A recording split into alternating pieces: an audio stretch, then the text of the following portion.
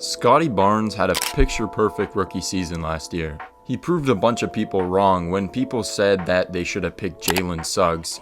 He won Rookie of the Year, and now the whole fan base loves him. As a rookie, there's not much you could have asked for in your first year. Unfortunately for Scottie, this season hasn't been as great as last year, and he hasn't taken the leap many Raptors fans anticipated he would. You could even say he's hit a bit of a wall. The question is why? Well, let's talk about it. Scottie this season has caught a classic case of the sophomore slump. This usually happens when a rookie has a fantastic rookie year and the next season they just don't move up and grow as many expect them to, and this is exactly what's happening with Scottie. Scottie last year was incredible as a rookie. Last year he averaged 15 points, 7.5 rebounds, and 3.5 assists, and he was a complete menace on the defensive end as well, adding in a steal there.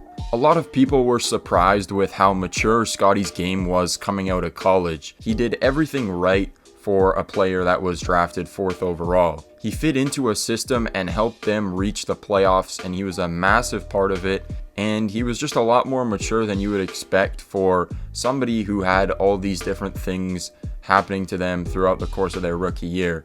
Especially when he was drafted and the fan base didn't like him, he just got straight to work, and he proved that he was the right selection in the end. I mean, if you look at Jalen Suggs right now, he could still be a pretty good player, but he's nowhere near the level of Scottie at this point in his career. Last season, his on-ball defense and ability to read the game stood out a lot, especially considering how young he was and only playing 1 year at Florida State.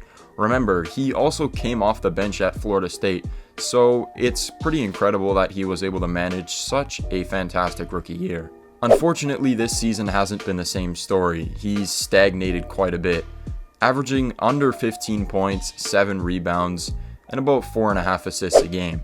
And above all of this, the Raptors are also struggling as well, currently at 15-20 and the 11th seed in the Eastern Conference, which nobody would have predicted come the start of the season. The major difference with Scottie and his stats is his field goal percentage has dropped quite a bit, 4% from 49% to 45%, which in turn dropped his points per game as well. Although it hasn't been a great year for Scottie, there are quite a few explanations for why this is happening to him. I think this season teams have figured out his game. As a rookie, when you come into the league and you're a high pick, people know what you're about, but they're not exactly sure what they're going to see from you right away.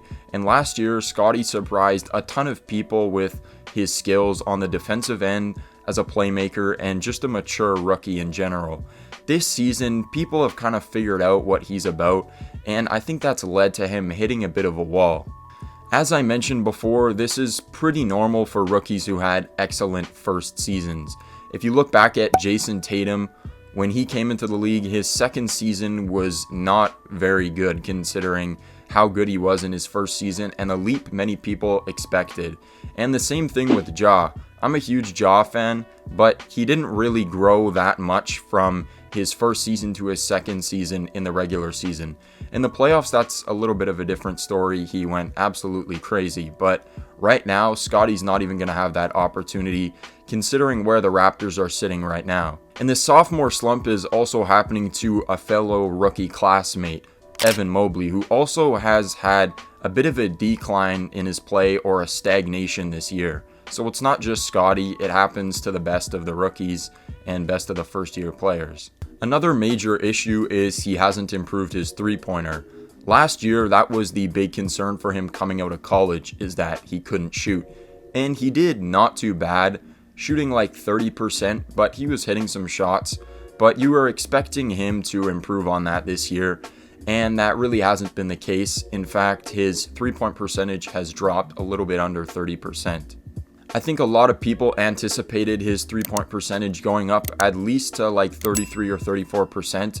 And with a better three-point shot, this would have opened up a lot more in Scottie's game. As we've seen with some of the best players, once they're able to acquire a three-point shot, it just opens up the rest of their offensive game. But this hasn't happened yet for Scottie, and it's contributed to some of his second-year stagnation.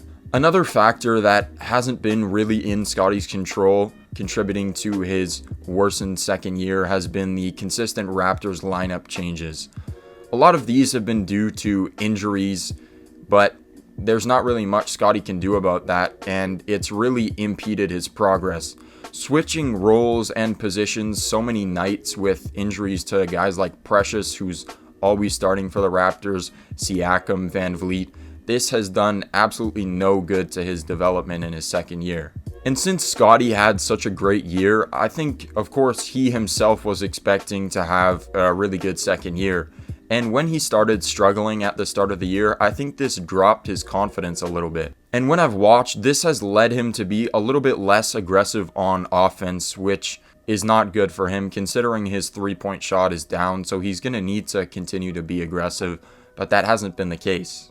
Fortunately for Scotty, there have been some positives in his play. He's figured out ways to impact the game in other ways other than just scoring the ball.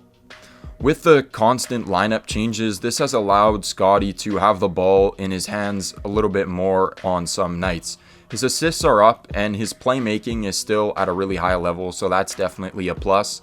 And he's also been attacking the offensive glass really well.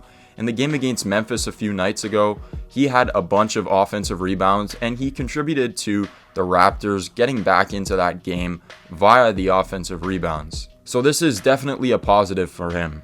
Moving forward, the Raptors have a good squad, but I think a huge reason why many people had the Raptors near the top of the East to start the season was due to Scotty developing into something really big in his second year, maybe even pushing towards an all-star appearance, but that hasn't happened for him, and it probably won't happen this year. And in my personal opinion, I think he's just hit a wall for this second season, and it's probably going to stay that way. But that doesn't mean that Scotty's not going to have a bright future and a bright career ahead of him. I think this is just going to be a big learning lesson for him, and he's going to move on after this season, and he's going to break out into something that we all thought he could be. But for this season, I think he'll probably continue to struggle a little bit, and the Raptors might not have the season that a lot of people thought they would.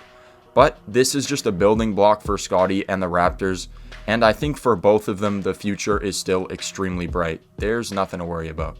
Thank you for watching. I hope you enjoyed, and as always, stay rested. See you in the next one.